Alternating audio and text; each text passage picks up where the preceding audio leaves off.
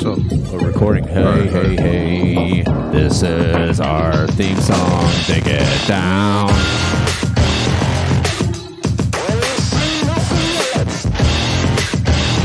Hey, so you're actually here, huh?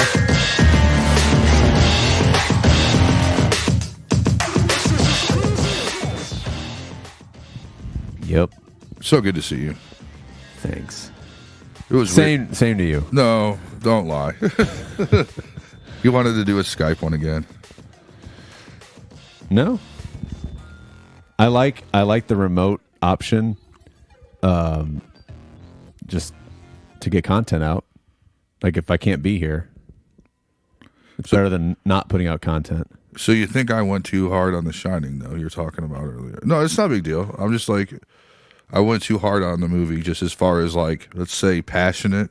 A little too extreme. Pre-show meeting. It's not a big deal. It's okay. That's your opinion. That's what you said. You said I went too hard on The Shining with the... I just started crying a little bit. I used the same word over and over again. Is that like your favorite movie? No. Oh, okay. I'm I sorry. mean, I liked it back in the day, but... It's good. It's still good. But, like, as far as, like, one of the biggest classics ever made, yes, like, it's like a great movie, but, like, the story. You know what I mean? Like, everything's done right, but, like, the story. Like, I go write a story, I bring my family to a hotel, I lose it, and my kids got special powers, and then I die. What's the point? It's a good concept, but it was... we're still talking about this. Well, no, it's like an art film. But I'm more professional. Yes, that's Kubrick. Kubrick is an art director, which is 80s art movies are they're okay. Well, also, like, I don't think The Shining was a novel. I think it was a short story. So I don't know how much, like, King really invested in it as far as, like, it's got to be this, like, a masterpiece, Iliad and the Odyssey, as far as it might have been, like, a 30-page story. I don't know. I mean, I don't know. I'm sure some Shining enthusiasts will write us some hate mail. But this is a happy medium. The last show of the year. We were recording this December 30th, 2019. Yeah, that's just how we measure time, though. I know. We don't know what year it is. We've talked about this before, probably. No. It's like stoner talk, but yeah, like we followed the Mayans. Like, and the world was supposed to end in 2012. And if you've seen Apocalypto, like, they're a great civilization, but I don't know. So, I don't know. It's the end of a decade. Yeah, end of a decade. How was your decade? Trying to remember the beginning of it. 2010? A lot of things happened this decade. Yeah, for me too. Yeah, a lot of things. A lot. I'm not complaining. I mean, it's a life. I wasn't even married in 2010. I was in Iowa at the rock station in Iowa. I believe, if I remember correctly, that was during the time you did go to Nashville, or I just moved back. Pre or post Nashville? 2010, 2011. This decade was my decade of coming home and being okay with it. You weren't okay with it? Or well, just like... Before that, you're... Oh, fuck home. Well, that's fine. It's like you graduate college and all you want to do is be done, and, be on your own. And granted, I wasn't living 100% at home, but I was around my home during my college. I didn't go away to a university. But as soon as... I lived in Europe for a while before that. That's right. You went to Amsterdam. But, when I finished college, I'm like, I'm gone. See ya. That was like my goal, is to just finish and then move to Nashville. So you went to Nashville and you did the music thing? Mm-hmm. Yeah, you played in a band in Nashville. And then you came back here? Mm-hmm. And then you got married? Or, like, what's the timeline for that? This is your life. That's old. I got married at the end of 2010. Okay, so you got married quite quickly once you returned. I was still with Mindy. I've been with Mindy since high school. How was that, though? Not to get personal, but, like, was she a fan of Nashville, or was she annoyed by Nashville, or was she supportive? She had a choice. It's like nothing against her, just she had a choice. I got no dog in the race. I don't know if it was. I didn't give her the proposition, like, either move with me or we break up, but it was pretty much, hey, because I moved there first. Did you move? Did you just say, hey, like, I'm going to Nashville to play music and see ya? Like, you want to, like, hang out? Like, come visit me? Well, or you want to stay together? That's cool, too. She was at the end of her degree, too, but she had to finish it. And then I forgot. I mean, she ended up getting a job there, so I think she's just like, yeah, why not? In Nashville? Yeah. Oh, okay, yeah. She cool. worked in Nashville. So I mean, we were engaged, so it's not like we were just boyfriend girlfriend. We were engaged. It was pretty serious. Yeah. And like, yeah, like what was it, like freshman, sophomore year? I was still at the high school when you guys got together. So, well, at 15, 16, and we're not gonna like time. We know time is measured by man, so we're not gonna say how old you are, but that's over a decade, way over. I mean, that's a long time. 2 decades. Okay. 2 decades next year. It was impressive, man. I mean, marriages don't last like mine. Like lasted a year. Like, I mean, that's just the way. It's just the way it is. So that's impressive. So you came back, you married her, and then Or she married me. she proposed to you. No, I proposed to her. Were you the bride? Yeah. Was it a gender fluid wedding? Yeah. Before, like very progressive, ahead of its time. Gender fluid wasn't a term in 2010. At least in the mainstream, it wasn't. Well, you guys were ahead of the curve, like I said. You guys were some hipsters down in Nashville, coming back to show St. Louis a little bit of class and how it's done. So you got married, and then like how? Then what? Then you guys just like living the married life. It's and just that you had kids, and then I still did the music stuff. I'm still doing the music stuff, but on a different level. But yeah, I'll do a sidebar right here with the music stuff. So I saw the Heydays Instagram page. You played a gig recently this past weekend. Okay, so the lady that was singing the song, Coolio, is that someone you know, or is that just like some lady hammer that came up and was I'm going to hijack this? No. Or was like the lady, like some important person, yes, ma'am, do whatever you want. The derailer has struck again, but this okay. This is a cool story. So, no, well, I wanted to ask you this whole time, so I'm glad. Okay. I mean, it wasn't like no, derailing. We're going to go back onto your decade of review. And yours too. Oh, we don't have to do that. It's just smoking a lot of weed and being angry. No, that was pre. So that was. So this was a private party, or just private. a party. Wow. It wasn't private. It was a party. Wow. But we weren't advertising it. We don't. I mean, like fans weren't. It was just a party that Paul, the bass player, he works for the guy, and he had a party, and he asked us to play. To be the entertainment. Yeah. And so it wasn't the guy who threw its wife. I don't know, some relation. She requested. She goes, "Can you learn Gangster's Paradise?" So we learned it. And we had no idea. She was of older age. I'm not gonna call her old. She was I thought, some like. It was unique to see someone like that rapping. And she knew Coolio. every single word. And you guys, sounded like you guys were had the music down pat.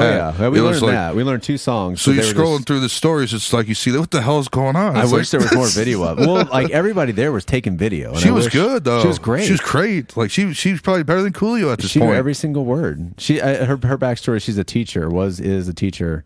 And like she rapped to her students. Maybe she lived that Dangerous Minds movie. Where that she said from. that. She's like, yeah, that's my song. I rapped that. And I thought she was kidding. Was it Coolio God. or was it Amish Paradise by Weird Al? I know. I almost after I posted it, I wanted to do like some ironic caption, like she's screwing up the lyrics to Gangster. Or she's screwing up the lyrics to Amish Paradise. So you're still in music, okay? But then so back to your decade of review. You move back here, you get married, and then so. In 2019, as we just acknowledged, you're still playing music. So then at that time, you're still back, rewind to 2010, 2011. You're married, and then you're playing music, and then so what's going on? You're back from Nashville, the city of St. Louis, the muddy Mississippi. Bought a house, Valley Park, right? Yeah, I've been there like once, but I mean, it was nice. Yeah, so tried to do the music thing here, and didn't last very long. I mean, no, it lasted about five years. But then, everybody in the band just, we got married, kids. It's the cliche. I mean, it's just that took priority after a while. After doing the band stuff for so long, it's just like. Do you are you got negative feelings about the music scene? Not music scene like locally, just like in general, like the music scene, not like nationally. I don't mean the. St. Louis? I mean, you can say what you want about the St. Louis music scene. I don't know anything about it. I mean, I just know you, and I mean, a couple other people that were in bands and stuff. I don't know the politics or anything like that. The people, I feel like there's a scene everywhere. It's probably more growing than it is dying. But I feel like people nowadays have a better attitude about it. in terms of like, yeah, we're just doing it just to do it, as opposed to, hey, I'm doing it just to because I want to be rich and famous.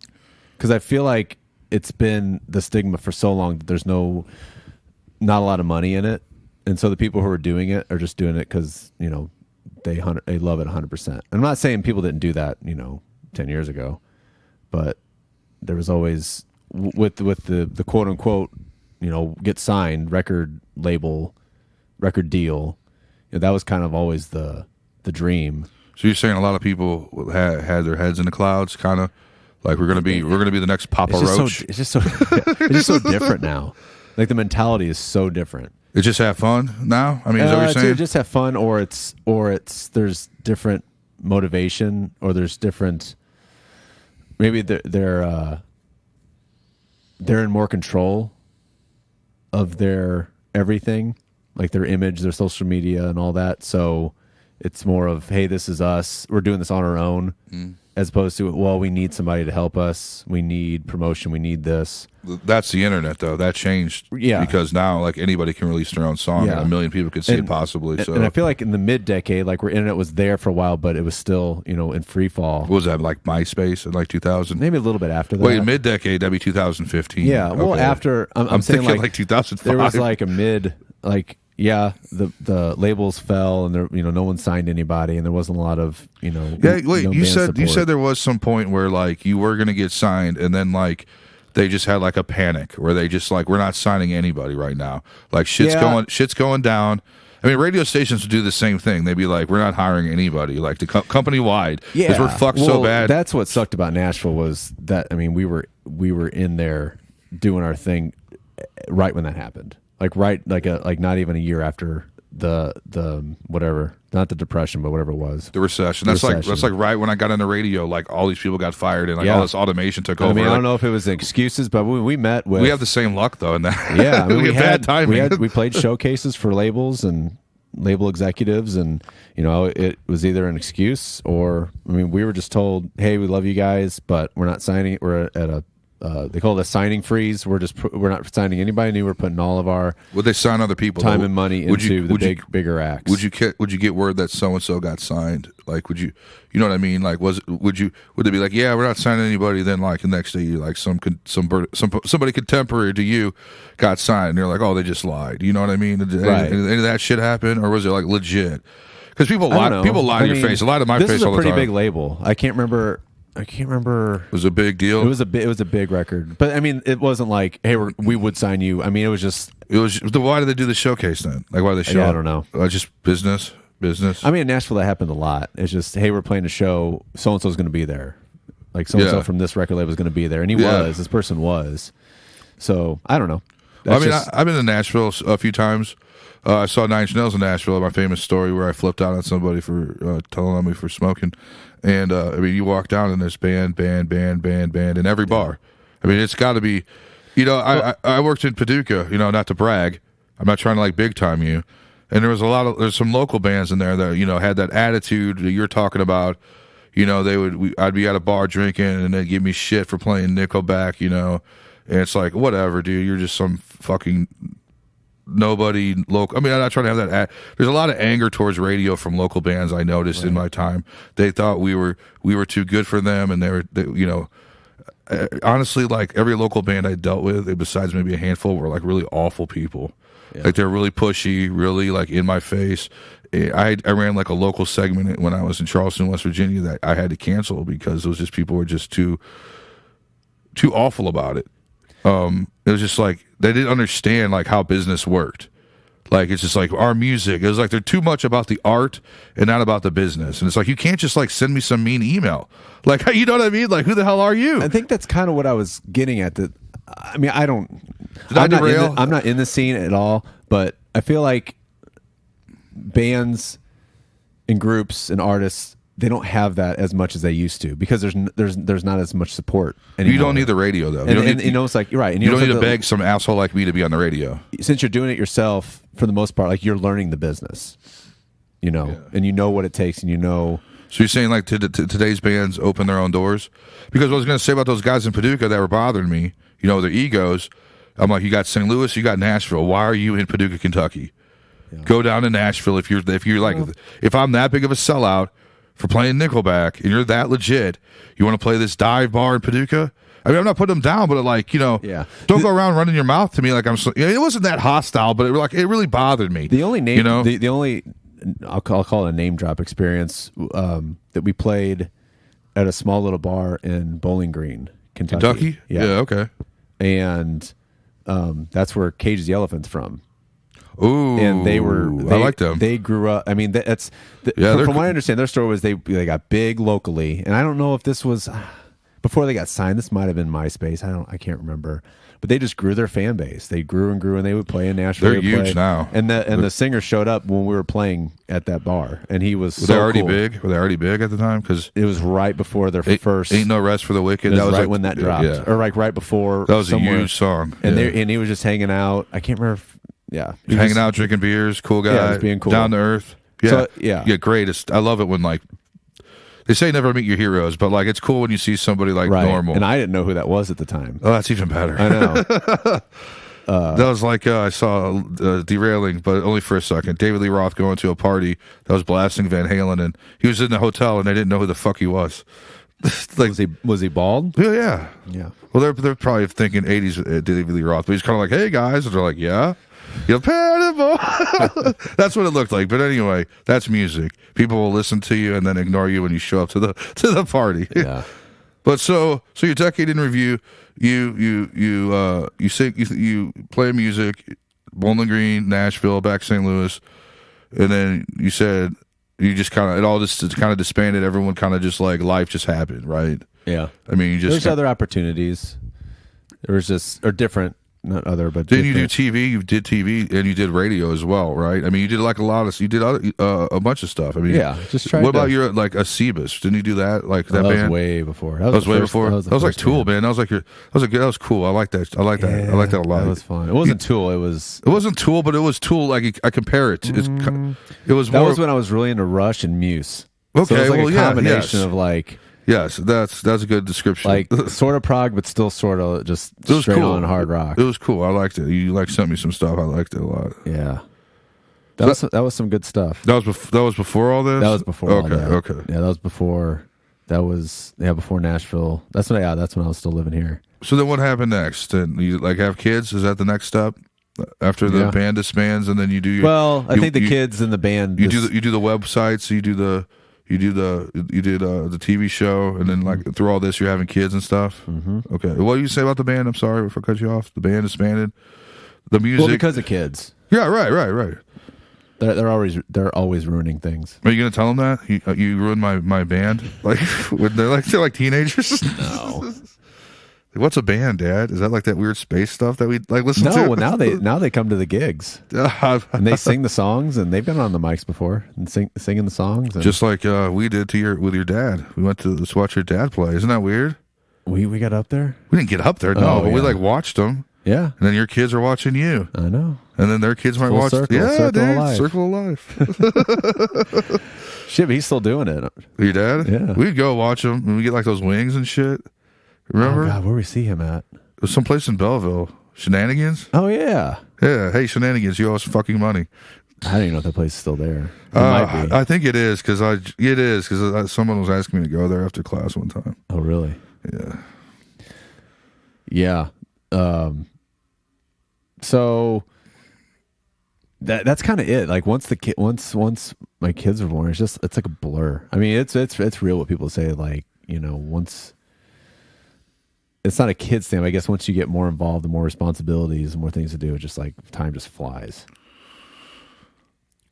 So now here you are. Well, you had one kid. When? How old's your first kid? She's 7. 7. So 2013. 12. 2012. Then your second child is 2015. Wow. Yeah. So 3 years apart. 4. What a fun age. 7 and 4. Yeah. Okay, and then you moved from Valley Park, right? Yeah, I moved from Valley Park. And just living the dream, working remotely. doing podcasts. There's a lot of people that wish they could work remotely. Yeah. Not have to go to the It's office. not a bad, I mean, it has its own struggles. Not gonna lie. You're doing the podcast, doing the band. You got yeah, the I heydays. still got my hand in a lot of You're things. you're doing the dad thing. You're doing it all. Yeah, you're making it work. Trying my best. Well, but I just like that. Like you said, music, TV. Just sounds good when you think about it, right? Well, it's just You've done shit staying though. creative. But you've done shit. No one can say Jerry was complacent. No one can ever say that on your deathbed or on your grave or whatever the fuck tombstone.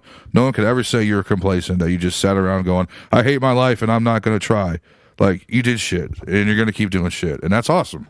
I want, yeah. It's great. As a decade of Jerry, music, Nashville. Played in front of the Cage Elephant dude. Played for fucking record labels. Had a TV show on Charter. Did an entertainment website. Did web work for radio. I believe you were actually on the radio at one point. In St. Louis. While I'm like in these no-name towns. But hey, but you're living the dream. I'm just saying. I'm being ironic. Dream. I'm being ironic though. I'm just saying. I'm not like putting myself down. I'm just being silly. Like I'm not mad about it. But I always wanted to be on the air in St. Louis. It was always like a goal. Like all the people I hate, like, haha, now you have to listen to me. It's like, they just turn it off. But yeah, I mean, like, and then like family, kids, and then we got this podcast that's like growing, and it's just like, yeah, dude, like it's a good decade, man. Well, the podcast like resurrected like all this. What do you mean? Like just the entertainment aspect of it. Oh yeah. Just podcasting in general. Like it's just the same thing. It's just a radio show. It's just you're not streaming live, and we're not broadcasting live. We don't have like account executives trying to get like you need to plug Pepsi or except Chad's water and Gary's glasses. Well, they pay good money, man, and I have no problem talking about Chad's water. We got some new copy from them that we'll spit out in a few. But you had a good decade. I'm sure there was some hard times and pain and misery. But you got two great kids, and Mindy for some reason hasn't left you. Yeah, I know. I don't know why. Still trying to figure that out too. I was waiting for that to happen, but it hasn't yet. And not to sound like an Instagram inspirational thing, but just getting started. The new decade. Yeah. To me, it's all the same, man. It's all the same. But there's always that false optimism with not only a new year, but a new decade. Till the next day. Till you like realize, all my problems haven't gone away. Yeah. You just admit it to yourself that you have some issues. It was a funny thing on Facebook I shared. I don't know if I put it on our Happy Medium Facebook page. Like it if you've come across it. We post our shows on there, but it's Michael Scott from The Office. It's like 2019 me, and he's like, when he's in the show, he's like, I'm dead inside. 2020 me, he's like, it's Britney, bitch. Remember he's in the car? He's like, it's Britney. It's like, yeah, that's so it. It's like everything's gonna be different. Yeah. Everything's gonna change. I remember my friend who I'm not friends with anymore because we had a disagreement on Facebook. I haven't talked about it, but he would always post every year about Forrest Gump and like how that hooker says like, I love New Year's Eve because you get a chance to start over. Like, it's like, no, you don't. Like, say you killed somebody in 2019, and in 2020, you're still going to be dealing with it. It just depends how you look at life. It gives you like that. It's healthy to think that way. I think it's all about perspective. New year, new me. I'm going to lose weight. I'm going to stop swearing. Well, me at least. Quit smoking or whatever the hell you want to say. All right, so let's do your year in review. Well, so 2010 Iowa rock station on air. So before this, did you graduate before like 09 or were you somewhere 08. else? When did your journey start? Your 08. journey. 08. It was 08. It's right when the I remember like being there like on air and like everyone talking about it. Like I'm like, what the fuck? Like the recession, is that what you meant? Yeah. There were so many names for it. It was scary, especially like because I started in October and I'm only like technically part-time, so if they're looking to fire some people, either they fire the most expensive people or they get rid of like every part-time person and just make the full-time people do everything. Right. They fired a couple of people. They fired like 3 people. And that's about as worse as it got. But like iHeartMedia, which used to be called Clear Channel, which everybody hates in radio except the people that work there and get paid a lot and are famous. They like fired like 200 people. It's called like I don't know the number, but it was like Black Friday or some shit. It was like right before Christmas. So it's just like you're just sweating it out. It's like, oh, I just moved here 2 months. I'm gonna get axed. You know, it sucked. I bet after you did all the moving and that was your first job too. Yeah, it was my first job, and I left Chicago for it. And at that time, I was like doing improv and stand up. I'm not saying like it was like, oh, I like lost I lost any opportunities or anything. Like I wasn't really like, you know, it was whatever. It was just like existing. I kind of was lost. I kind of graduated and then started applying, and nothing. And then like I talked to some guy in my school who put me with this dude in Iowa, Cedar Rapids area. Cedar Rapids, and I think they moved completely Cedar Rapids, but Cedar Rapids and Waterloo. And it didn't work out. And then he like came back like 2 months later for some reason. The guy's not a good person. Another person who I got blocked on Facebook with over Chris Cornell's suicide. We got into an argument about it. Well, he's done some things I don't like, and I let him slide, and that brought it out, and I let him have it on Facebook like I'm a tough guy. And you got blocked. Yeah, so I wish I could watch him because he got fucking fired, so I wish I would have saw him crying on Facebook about it. They had to move out to Washington State because, I'll say one thing about this guy. He told a guy that was hiring me in West Virginia that he wasn't sure I had what it took to be in radio. And when I found that out, it really upset me because I did everything this asshole ever asked me to do. I would come in like with no hours of sleep because he couldn't schedule anybody because he was some fucking stoner piece of shit. And you know how I love stoners, so. But, I took that as like a major slap in the face. Like, oh, leave me on what it takes to be in radio. And it's like, that's a good thing. It's like this guy like gets fired after like 20 years in Waterloo, Iowa, and he has to move across country to like Washington State because he is that useless. He has nothing else to offer the world except like some automated bullshit station that he's gonna like monitor. But anyway, I was working for him. He was like some like Kenny Powers, like used to be big deal, and like nobody like. I remember the guy that interned for in Chicago when he heard his name, he goes, "He's in Waterloo, Iowa." But that, and then I wasn't happy with my hours, and I was not advancing, and I tried to do news in Carrollton, Missouri, right outside Kansas City, and it was not a good situation. It was horribly run. Verbal abuse, like mental abuse. The guy was like a narcissistic, crazy dude, and he had like some like subservient woman that they came up from Texas together. They ended up like being like prosecuted by the station because they like flipped out and like damaged the automation system, and Really? they were taken to court. The guy's dead. Like flew through his windshield, like driving around. And this guy like is fucking evil. Like he's one of the most evil people I've ever met in my life. So I was pretty happy when he died, and I don't feel bad about that. No, seriously. So you can't like damage anybody else. Like you do nothing but hurt people. Yeah. You basically like pulled me out of a station and just like fucked with me. People are just objects to you. And I've come across a lot of people like that in the radio business that feel that way. So that I quit that. I had it out with him. He was like being unreasonable, and I just like fuck you and left. I don't think he expected me to do that. I thought, oh God, I'm sorry. He's just like kind of the person who tries to like beat you down. Everything you do is wrong.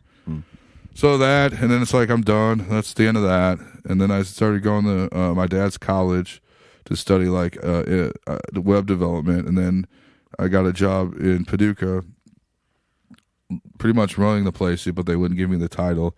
And then it was like a shitty situation too.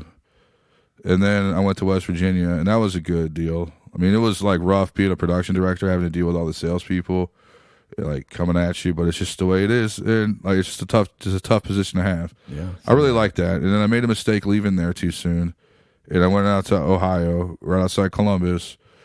It was the same kind of situation as the Carrollton situation, where it's just this psychotic dude, crazy. Like this dude was like a middle. I've noticed a lot of this in radio, small market, middle-aged guys who are like. Maybe were like decent like back in the day, but now are like incompetent morons, and they don't want like anybody to flourish, and they want to like just sabotage everybody.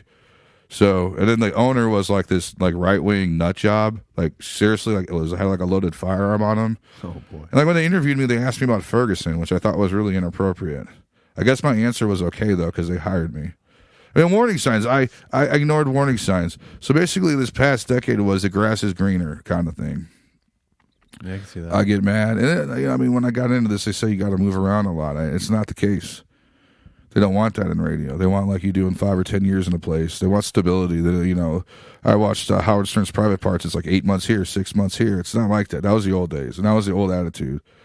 So they see some guy doing 2 years here, 2 years there, even though like it's whatever. It's like, well, he's not going to stay. We want, and it's like, well, every time they'd say that to me, I'd be like, well, why do you think I'll leave? Like that's like a warning sign, Yeah. So then after that, I went to Centralia. And then that was fucking terrible too. I'll be honest with you. I love doing the shows. If I could just do the shows, it'd be fun. That's why you do it, right? No, but there's so much more to it than just the shows. Well, but that's and why you're at the mercy of these fucking idiots. And I don't mean to sound like, I'm so great and everything, because I'm not. But it's like if you don't make, it's like you don't. There's 4 companies that pretty much run every station in the country. And if you don't make it there, then you're stuck at these like independent places that are just garbage people, and they're run with like no morals, criminal, unethical. And then you go, oh well, you work for iHeartMedia and they'll fire you. But it's like at least like they have rules and regulations. Yeah. I mean, I'd rather get fired from like a station that like has like, the iHeart Radio Festival, not like nothing. Not like a remote broadcast, or we have community calendars so we can say, hey, here's your pancake breakfast. It's just, I realized that I didn't give a shit about radio, actually, I don't think. I gave a shit about performance. Yeah. And that's why I like this podcast a whole lot better, because I can just get to do whatever, perform, whatever the fuck you want to call it. Broadcast. Yeah, broadcast. And I don't have to play music I don't like. I don't have to say things I don't like. I don't have to answer to people who I view as inferior. And you can say, well, I'm noticing a trend here that you don't like anybody. Well, it's like, okay, walk in my shoes then.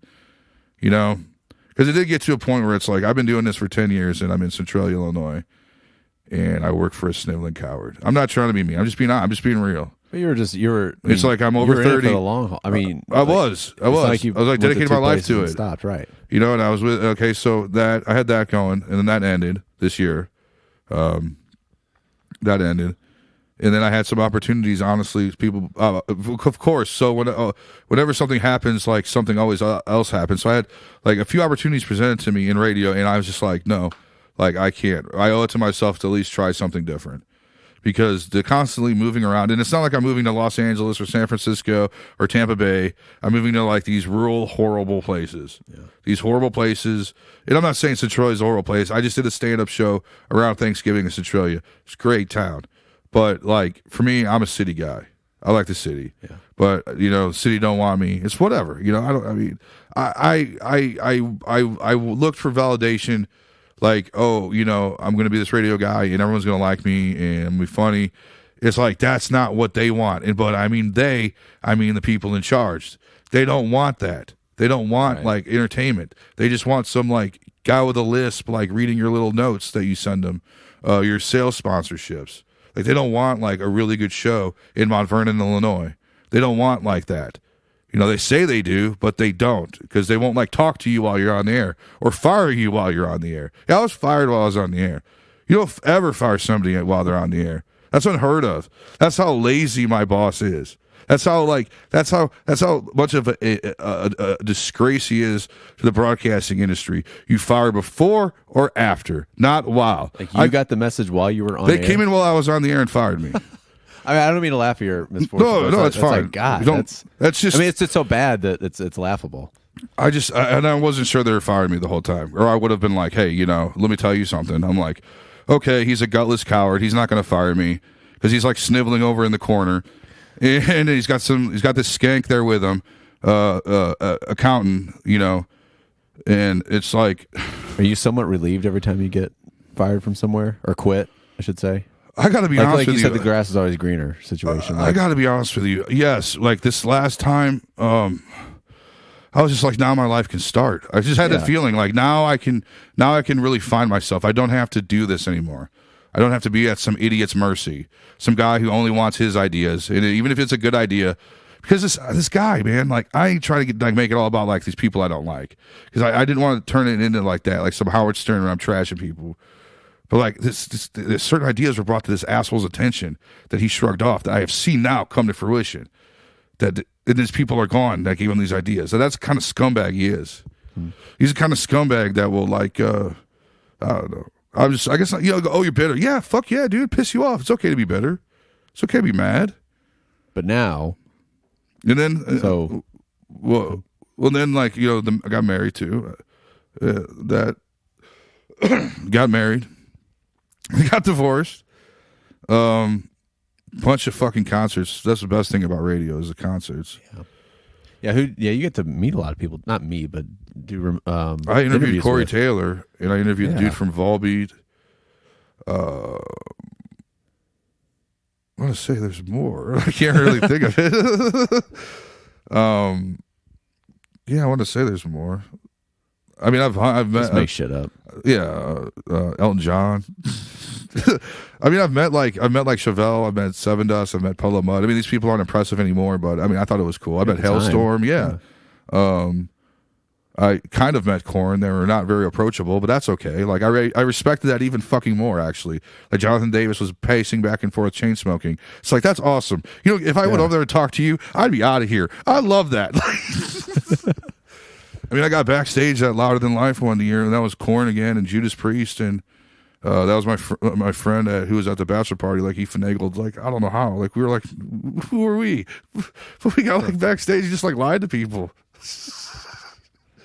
It was good. It was good. There's a lot of good times. But I was just like, I spent most of the decade being frustrated, and I'm not going to spend. Well, I'm not going to say that. I'm not saying anything about the next decade because I completely go back on it.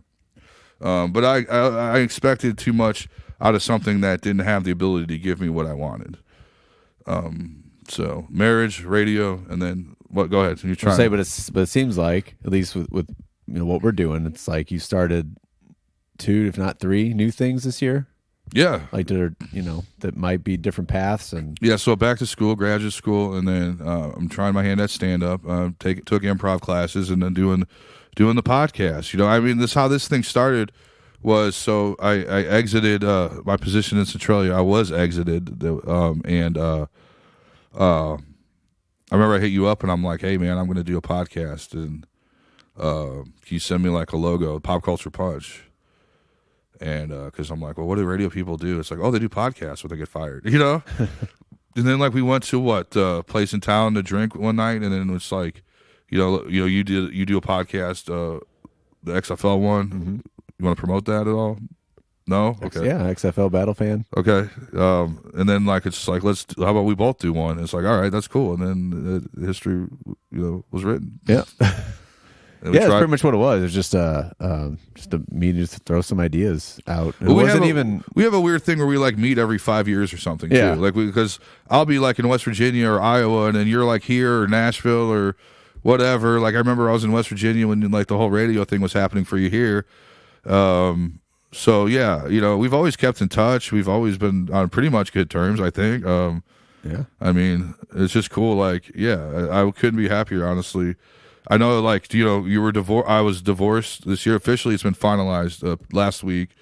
Congratulations. I mean, with a question mark. It's good stand-up material. And I'm not like bashing the wife. It's more like it's like I'm Rodney Dangerfield. Like my life sucks and everyone hates me. And if people think, for the most part, it's humorous. You can't, no politics, no race baiting, none of that stuff. I'm not good enough to pull it off. Yeah. I'm not good enough to probably even do what I'm doing now. But that remains to be seen, I guess.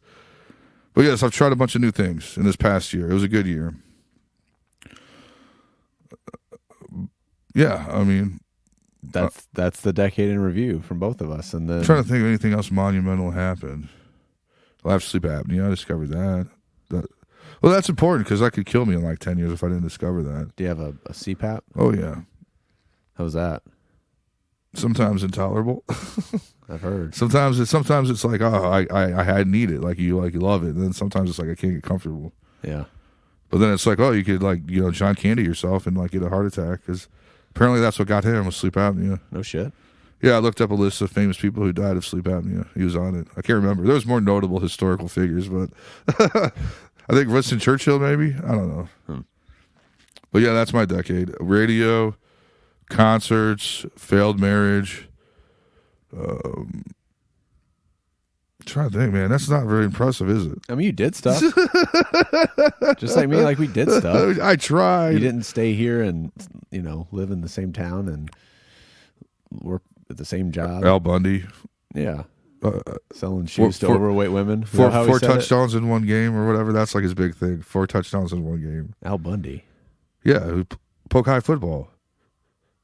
High school football. He always says, he goes, hey. I don't remember. See, I didn't watch that show. Oh, I used to, dude, like, okay, so when I was at SIU, it was on like at 1 a.m. when I was like all fucked up. And then when I'd wake up to do the morning show, it was on like at 4 a.m, so I'd watch it. But yeah, he was a guy who peaked in high school and the rest of his life sucks. That's like the theme of the show. He like walk up to somebody and try to impress them and be like, I just want you to know I played high school football. He'd be like, Al Bundy, high school football, like, and 4 touchdowns in one game. Like, that's like his thing. But it's like, where that's streaming at. I wouldn't mind rewatching it. It's good. It's just like The Simpsons, though, where like the first few seasons are very cutting edge and almost like All in the Family, where it's like this is a late 80s, early 90s family, and this is how fucked up it is. And then it gets cartoonish, where it's like weird and slapstick, and that Jefferson guy shows up. That's kind of when it ruins it, is when Jefferson shows up. You know what I'm talking about? Yeah. They switch I used to out. watch, but I think that's when it was. God, I don't know even when I watched when it was live. A long time ago. It was back in the day. It was always like Hooters. Well, Going wasn't to it The Simpsons? Then Married with Children. I don't remember the like lineup. When it, broadcasted. I don't remember the lineup. Aired.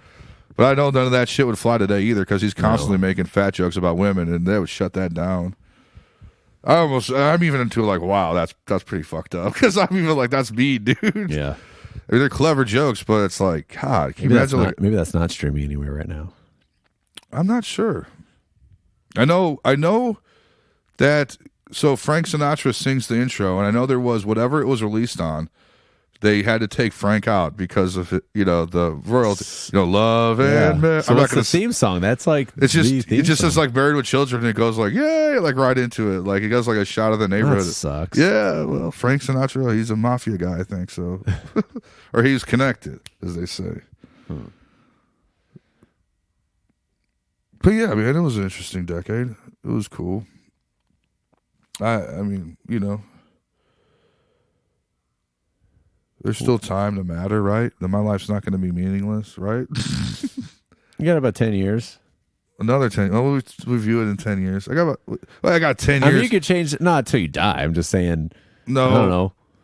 I got about 20. A lot of 40. Let's see, 40, 45, 50-year-olds change in the world. By that time, I'd like to be in a good place. Yeah. I guess is what I'm saying. There's enough time to be like not a joke when I'm 50. You know what I mean? Yeah. Instead of being the joke that I am now. Not the whole decade thing, but just take a look at where we're at in life. And I've thought this about myself and people like our age. It's like the 20s, or you're okay with just not knowing anything and just scrounging just to get by.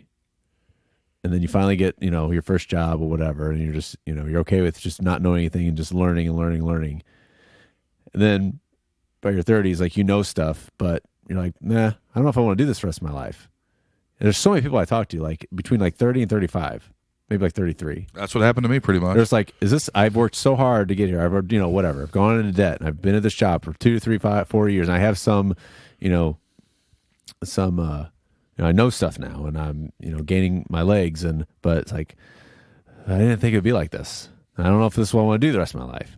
And there's, the quote unquote, the rebirth of the second, I don't know if it's a career or what. And then, like your 30s, you're still trying to figure, it's almost like the 20s, but like. It's like your second act, kind of. Yeah. Yeah. I think you have more than 2 acts, though, hopefully. But now we're just, we're still like, I don't know, not me and you, but just the people who want to do something new. It's like now you have 5 to 10 years to figure something else out. And if you don't figure something else, then, you might be screwed. It gets to that point. Yeah. But I'll be honest with you, the radio thing, I was done. Like, I made up my mind, like, I'm going to eventually quit and, like, go back to St. Louis. I just didn't have the balls to. It was just hard. But I remember looking at an older dude that, like, worked there. He, like, worked there for 20 years. 20 years, like, in the Centralia, Mount Vernon area. And I looked at him, and I was like, the guy's, like, useless beyond this place. Well, then... If this place folded, he'd be useless to society. That's what I mean. Like, and his life those people sucks. are still in there. Like, once you put 20 years into something, it's like... You're too deep. What else can... Yeah. Yeah. You're too deep because what else are you going to do? I think 10 years was enough for me. 10 years. I should have ended it, like, at 5. I should have said, I should have took a bow in West Virginia and said, it's been fun. I did some great things. But I kept thinking, just keep eating shit and then it'll get better. But, I probably had an unrealistic... I mean, I know I had an unrealistic attitude. I think every young person has an unrealistic attitude. And it's just, like, beating out of you. And then, like, yeah, you're over 30 and you're like, is this worth it anymore? Yeah. Like, I realized, like, how horrible this actually is. And the concept isn't horrible. It's just... I don't know. It is what it is. We're all just trying to figure it out. I listen to radio now, man. And I'm not making this a radio thing. I'll be done after this comment. I'll listen to it now. Oh, I'll even do a nice little tie-in. I'll listen to it now, and I go, fuck, I was a part of this? This bullshit? This phony fucking bullshit? Those guys in Paducah were right. But I'll tell you what, I never got... Nobody ever, like, was cool with me, except maybe one person that was, like, in management. But I did have people, like... I remember when I was in West Virginia, somebody who was from Paducah was traveling and called up and, like, was like, you're on in Paducah. And, like, that kind of shit, like, it was, like, positive. It wasn't like that. It was like, oh, my God, like, that's great. We miss you. Or you leave a station and people message you, we miss you. Like, that's what fucking matters. Oh, yeah. Not your insecure boss who's trying to, like, protect his fucking incompetent ass, Yeah, and it's just, I'm done. There. Well, it sounds like we have parallels in our thing. I mean, I didn't do the whole, traveling, on the road music. I mean, we did a little bit, but it's not like we went on tours all the time. But it's kind of the same. They have parallels where you're just kind of constantly eating shit just for the love of performing. If you're making no money or you're playing to nobody, but if you play to that, if there's still 2 or 3 to 5 people there, they're just loving what you're doing. It's almost like it's worth it to an extent. I mean, you can't be doing it for 20 years and still playing to 5 people and making no money. And well, like, ideally, like, those people will grow. We reach those people, but, like, can you sustain that long? Right. When you have responsibilities and because, like, okay, so, like, you're gonna be in a band. I'll just use that as an example, not you specifically, but say you're gonna be in a band for 20 years, and that's all you're gonna do. Well, in 20 years, you're gonna, like, have no money, possibly. Unless, I mean, I'm not like a touring just like band. just like a group of like people original... decide to be in a band. They got some shitty record deal. They put out some EPs and stuff, and they tour, and they're like the 5th band on a bill that plays at Pops, and it's like, Guar or, like, that kind of show where they get like 20 minutes before anybody even shows up. They do that kind of shit for 20 years. They maybe get like one song on the radio, and I mean by that, I mean, like, maybe, like, in the specific cities. Like, they're big, like, like, that's how Seven Dust was. They're, like, big in Iowa. They're big. So you become like that. Like, that's as good as it gets. I remember this one band, it was called Caroline Spine, and they wrote a song about Waterloo, Iowa. And they had, like, a glimpse of, like, relevancy. But, man, when it came to Waterloo, it was a big deal, always. So, and it's not said Waterloo. It's like Waterloo. But, so after 20 years of that, I mean, like, you're, like, fucked. If you want to get out of it. Like you said, you're in too deep. You've been 20 years being a musician, touring. That's all you've done. You're fucked. You're fucked. But at that certain extent, I just wish I got to that level to where, just like you said, maybe not so much that, but, like, I just wish I got, like, that one or was a part of something that, even if it was just a one-hit wonder or just something, just so you can, like... Didn't you play for The Urge, though? I mean, like, yeah, but that's cares? Not... my point is... Didn't you do Avril Lavigne? Enough recognition to where, like, when you move on to other things, like, you're this guy. Then you move up. You're the 3rd band, not the 5th band, well, right? I'm not even music. Like, podcasts. Oh, that's how, like, all these famous... Not all of them. Well, yeah, no, they're actors. You're they're from that guy. Right. You're the wrestlers. Yeah. But you can use that. It just doesn't matter what it is you're growing, or you've grown something, and you can move it to over here. Your recognition, or your brand name yeah. So what I've done doesn't really. Same here. I mean, I got maybe like some fans, a handful of people that liked me in these random towns, but maybe they're listening to these podcasts. I don't know, but I mean, I made some people happy, and that's, I guess, all that matters. Yeah. I mean, I don't regret it. I do it all over again. I maybe do some things differently. I maybe would say no to certain people and say yes to other people. Yeah, I could have tried. I could have tried harder in terms of like. I mean, there's like strategy behind that. Either you're a part of something, or like growing yourself, growing your brand. Like in my head, I was so naive. Like, well, whatever I do, it's going to be good enough. The people are just going to like it.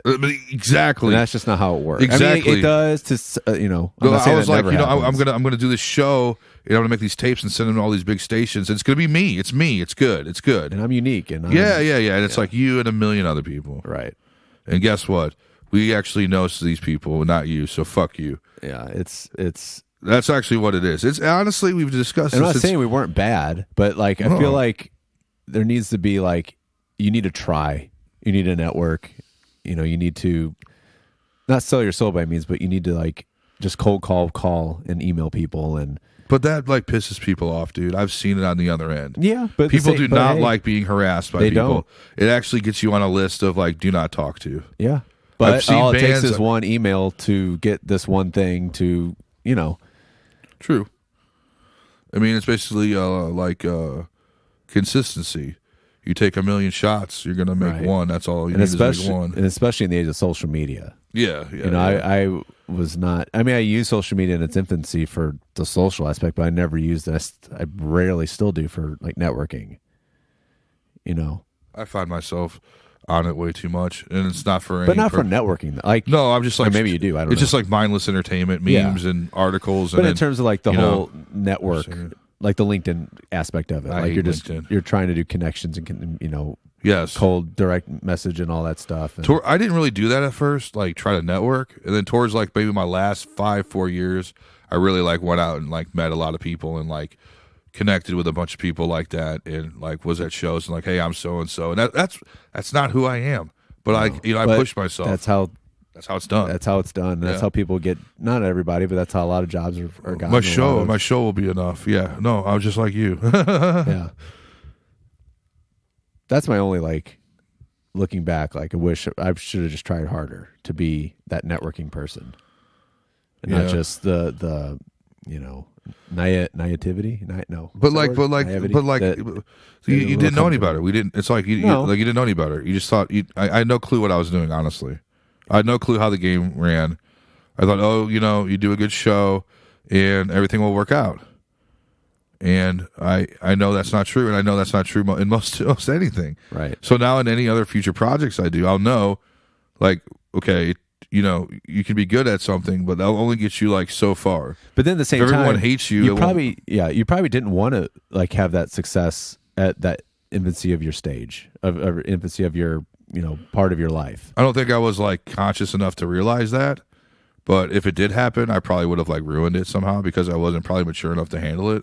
Yeah. Well, let's say you got your dream gig at like when you first started. I would have ruined it somehow. Yeah. Or it would have been, it would have been like, or it would have been great, and you would have gotten a lot of success, and then, well, just to say hypothetically, but it would have ran its course after a year, and then like you're 25, and you're like, shit, yeah, now what? Yeah, why aren't people responding to how it used to be, and you're just kind of lost. Well, I've known people, and this happened to me. You like intern for a big show, and then you think like, "Oh God, this is how it is," and it's like, no, that's not how it is. Like, this is like a glimpse of like the heavens. Like, you know what I mean? Like, it gives you a false sense of how things are and how because you go to some small station and it's so pathetic. It's like, but that's not how things are done. You know what I'm saying? Yeah.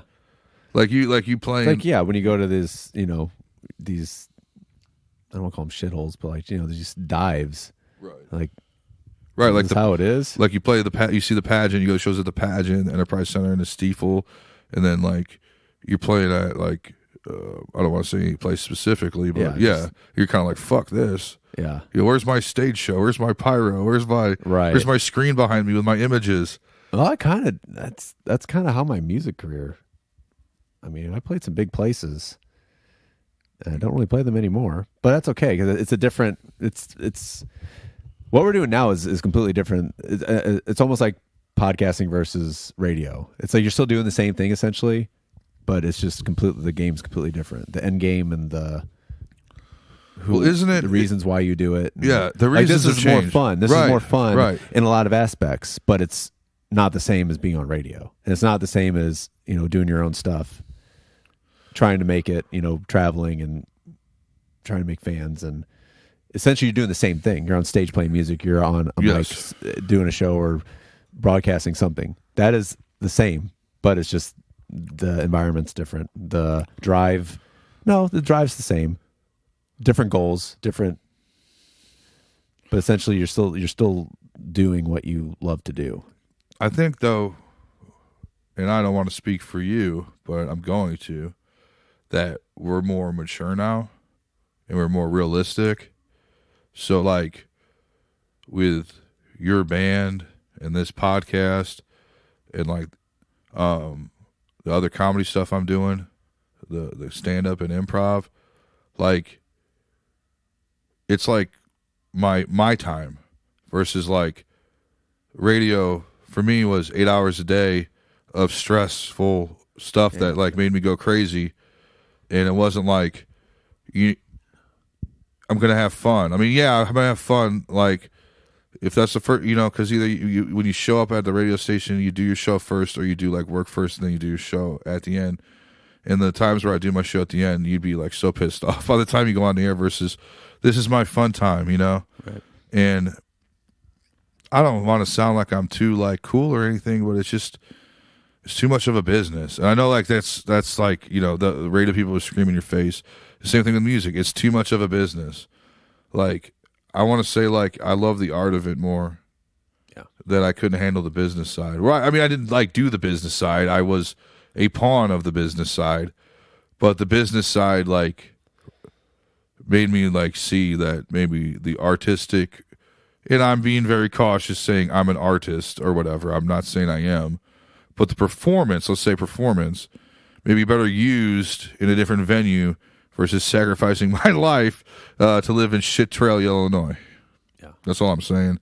And I think you feel the same way as far as these rough tours and these road shows you did. I'm saying a lot, by the way. You cut that out. I'm not cutting it out, but these road shows you're doing, you realize that you could still do the same thing but be comfortable. It's comfortable. Like you did the same thing where you like sacrificed and you went to Nashville and I mean, I didn't do 10 years of like living in horrible cities, but no, but I never fully submersed. I didn't do, we didn't go on big tours. Everything we did was just one off. Not everything. I mean, we did on a couple small scale things, but we were never the band that we're gone for 9 months out of the year. What was the Urge stuff that you did? That was just a one off. Was that at the pageant or like where was that at? We played the pageant, but it wasn't with the Urge. I saw you at the pageant. It was like my birthday when I turned like 21. Remember that? Yeah. Remember that? It was you. It was like it was a free show. I think it was a show. It was like a local showcase. Yeah, there was a shitload of bands there. Yeah. I remember because Mindy was like dancing in the pit, I guess, of the pageant, and I saw her, and I remember her saying like, "If it wasn't for you, he wouldn't be doing this." And I don't know how to take that either. I think she meant like because you met me in high school and we got into music, But then I kind of was like, is she like blaming me because you're in this band? You know what I mean? I think it was meant to be nice. Like, cause like, hey, like, I'm not saying I influenced you. Like I was like, hey, but like we got into Tool, we got into Korn, totally. We got into music, we got guitars. I mean, you went far, you did more than I did with the guitar. Do you know I still have your bass guitar? How's it doing? Not good? The reason I still have it is because it sounds so good. Really? Record on like when you record with it. Yeah. When it works though. Now it's like it needs there's the wirings off. Say hi for me. I will. I still saw. Yeah, I got that from Matt. Like $200. That and a case and an amp. Yeah. What was I quitting? Well, why did I sell you all that? I think your dad wanted the. No. Well, you were playing guitar. I'm like, I don't want the bass. I'm like, I'll play the bass. I don't care. I was just stupid. Yeah. I was just stupid. I wish I would have stuck with it. I just like, oh, this is hard. Yeah. No, but shit, the derailer came again. No, he didn't. I was talking. You're talking about the showcase you did. You said I didn't really go on a tour. I wasn't gone. And I'm like, yeah, you did. We and I'm did like, small scale you did the pageant show, and then I said to your but wife, that's not a tour. But it's okay. Yeah, but it's well, like we were shows. in Nashville. We did like Weekend Warrior. You were stuff. like Greenland. We you were in traveled. Greenland, weren't you? We traveled. Yeah. We'll say that. We didn't. Yeah, we traveled, and the biggest shows I did were locally. I mean, I played at Riverport and You played for Avril Lavigne, right? not for her. She wasn't standing in. Was she a C word? No, we weren't in contact. They were. Wasn't like that. This was. You know, I'll say there's what's the word? It wasn't glamorous by any means because it was just like I remember it was like 100-degree day. It was so hot, and like yeah, we're gonna get to get the dressing room. It was like, no, you're out in the front. You're playing the front stage. Like, oh, okay. Wait, So you're on the side stage? yeah. I was just gonna ask. Yeah, we didn't play the main stage. Okay. I really wish I've been on the main stage. Yeah. I just never played music on the main stage.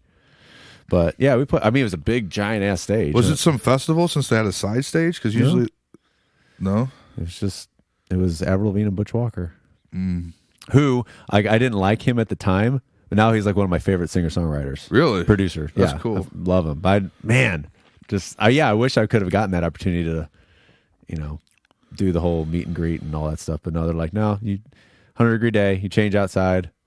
Like it was so hot, like we were in our cars in the air conditioning because it was. Were the rest of your band members upset, or were you just like stoked to be part of the show? And they were stoked. Yeah, we didn't care. And we were playing to a lot of people though. And at first, you're like stoked during those situations, but then it gets to a point where you start losing it. Like, fuck this! That was my very first gig with them. So, okay. So I was like, yeah, I love this. This is great. And you're on cloud nine. We played to a lot of people too, because it's like you saw everybody that came in. Oh, and a lot of people stayed. Yeah. That's a big area too. That's where they put the side stage. If it's where they put it normally, when I've been to like no, the radio festivals. It was a little closer to the entrance. Okay. Now the side stage is like on its own. Like, it's like a big parking lot. It on was the like side. a lot closer to. You're pretty much playing to people who came in. That's cool. Yeah. That's cool, man. I mean, not everyone can say that. No. But the Urge thing was something different. That was like an event. Remember you came down to Carbondale. We saw the Urge. Yeah, that was a good time. I don't remember that. They played at some bar in Carbondale, and it was at like 2 packed. in the morning. It was like packed though. It was packed. Like so many people turned out for that shit. Like I mean, by the time they came on, I was heavily intoxicated. They didn't come on until midnight. I thought it was like 1 or 2. They played from midnight to like 2 a.m. They played from what is this? Where are we? They played from midnight to close. But I was like, oh my god, this is awesome. The energy they brought was just. Oh yeah, and they still to this day they bring. Well, they just not did, as much, but they just did some shows recently. Yeah, I know. I wanted to go to one, but we were playing that night. My band was playing that night. Oh well, what are you gonna do? I know. I know. Do you think they're like, and I'm not trying to start shit with the Urge because I don't know them, but do you think they're like the Al Bundy of bands of St. Louis, where like 4 touchdowns in one game? It's and seriously like, I mean, guys, like I'm not attacking the Urge. They're a good band. I've rocked out to their music all the time. I love them. We just said we went to a concert with them. I was going to go to a show like a couple years ago. They do shows every year, but are they the Al Bundy of St. Louis music? Here's the thing, and this is gonna maybe get me in trouble. And it's not just the Urge. A lot of bands do this. I know at least 3 locally that they have enough recognition to fill a venue here. That's it. Locally. But they're doing it smart, where they're only doing, hey, we're doing a Christmas show. Like it's always end of the year.